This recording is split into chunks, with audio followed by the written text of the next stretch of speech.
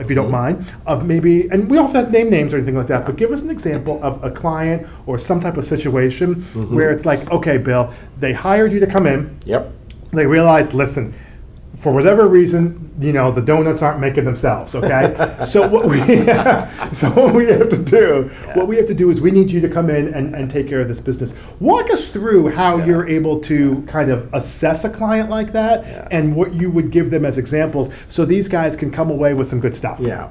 So that's a great question, and it would start with an assessment. And what I'm looking at and for is one.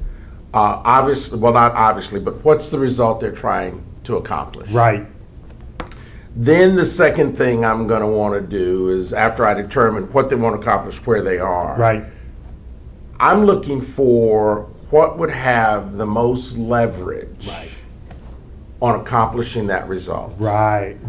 Because I want to focus on working on one or two things at a time. Right, and I'm going to stop you for a second because that's a term that they may or may not be familiar with. Obviously, everyone knows what leverage means, but what you're talking about, what Bill's talking about, is John Maxwell the way it was explained to me was John Maxwell said you can add to your business or you can multiply in your business.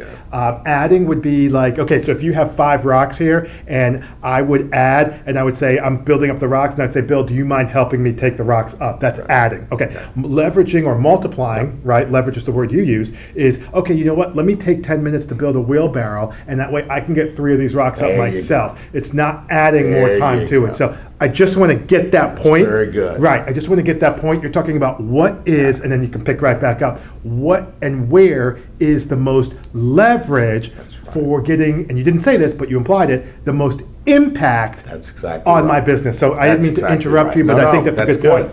And so once I determine that leverageable thing, that's where I'm gonna make a proposal that we do the work. Okay. And the idea obviously is get the big rocks first. Right. And then that gives you an ability to solve those other challenges.